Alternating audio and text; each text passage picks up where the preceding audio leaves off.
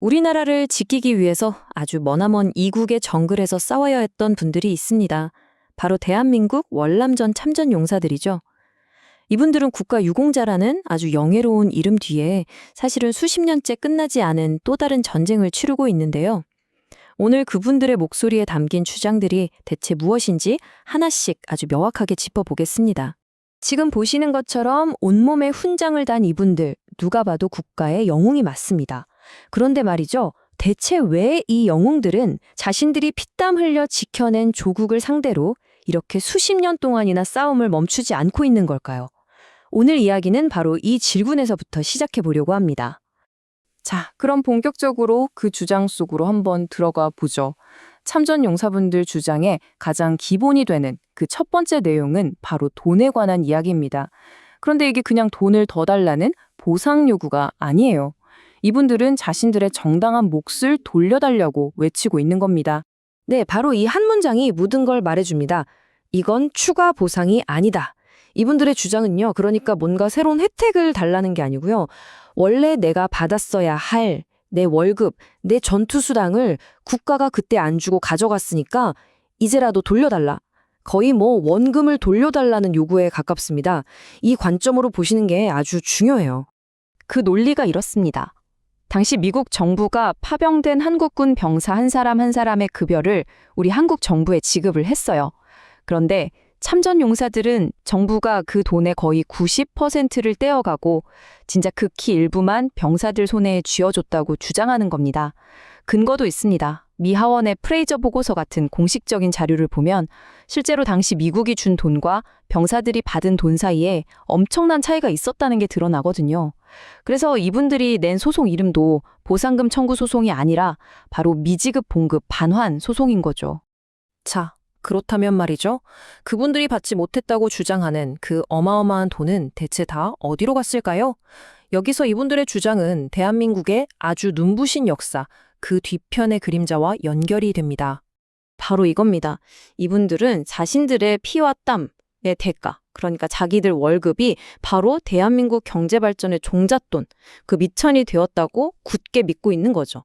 한 개인의 희생이 모여서 국가 발전의 초석이 되었다는 이야기입니다.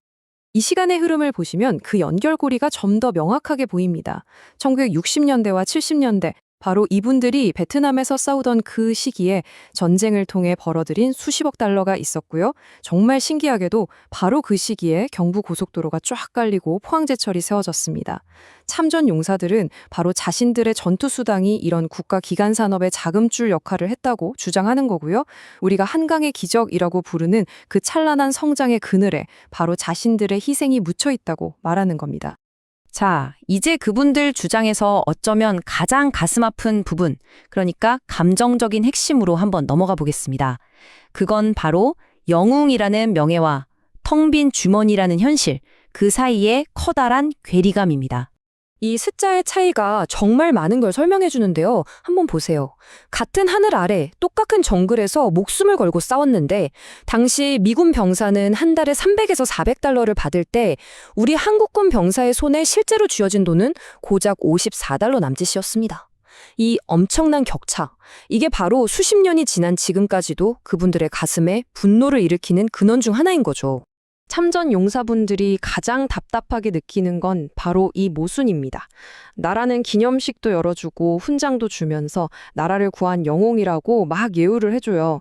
그런데 정작 그분들이 가장 절실하게 이것만은 해결해달라고 요구하는 이 급여 문제에 대해서는 철저하게 외면하고 있다는 거죠. 형식적인 존중은 해주지만 실질적인 대우는 해주지 않는 이 상황이 그들을 더욱더 좌절하게 만드는 겁니다. 그런데 말이죠. 이렇게까지 절실한 주장인데 왜 수십 년째 해결이 안 되고 있는 걸까요? 문제는 이 이야기가 법정으로 넘어가면서부터 시작됩니다. 바로 법과 그분들이 느끼는 현실 사이에 아주 거대한 벽이 존재하기 때문이에요. 법정에서의 이 교착 상태, 그 핵심은 이겁니다. 법원은요, 베트남전은 대한민국이 전쟁을 치른다거나 하는 국가 비상상태는 아니었기 때문에 법적으로 전투수당을 줄 의무가 없다. 이렇게 판결을 내립니다. 하지만 참전용사들은 아니 그게 무슨 말이냐. 법조문만 그렇게 따질 게 아니다. 국가가 정치적으로 또 경제적으로 이익을 얻으려고 우리를 파병한 거 아니냐면서 이건 너무 형식적인 해석이라고 강하게 반발하고 있는 상황인 거죠. 결국 이렇게 법의 벽에 딱 부딪힌 그분들의 요구는 이제 정치권을 향합니다. 그래, 법의 잣대로만은 해결할 수 없다고 치자. 그렇다면 국가가 마땅히 져야 할 도의적 책임이라는 게 있지 않느냐는 겁니다. 마치 세월호 참사나 5.18 민주화 운동처럼 이 문제도 특별법을 만들어서라도 국가가 정치적으로 해결해야 한다는 목소리가 점점 커지고 있습니다. 그럼 현재 이분들의 싸움은 어떤 모습으로 이어지고 있을까요? 수십 년이라는 긴 세월이 흘렀지만 그분들의 외침은 여전히 지금 이 순간에도 멈추지 않고 있습니다. 참 안타깝게도 현재 상황은 좌절의 순환이라는 한마디로 요약할 수 있습니다. 참전 용사분들이 다시 힘을 모아서 대규모로 소송을 제기하면 법원은 또다시 기각 판결을 내리고 그럼 이분들은 다시 거리로 나와서 시위하면서 다음 투쟁을 준비하는 이런 과정이 지금 수십 년째 계속 반복되고 있는 겁니다. 이 끝이 보이지 않는 순환이 이분들을 얼마나 지치게 만들까요? 결국 그분들의 마지막 외침은 이 하나의 질문으로 향합니다. 나라를 위해 모든 걸 바친 사람들의 희생을 국가가 이렇게 외면한다면 과연 다음 세대에 누가 기꺼이 나라를 위해 헌신하려고 하겠는가? 이건 단순히 과거 참전용사들만의 문제가 아니죠. 오늘을 살고 있는 우리 모두에게 그리고 이 나라의 미래에 던지는 아주 묵직한 질문입니다.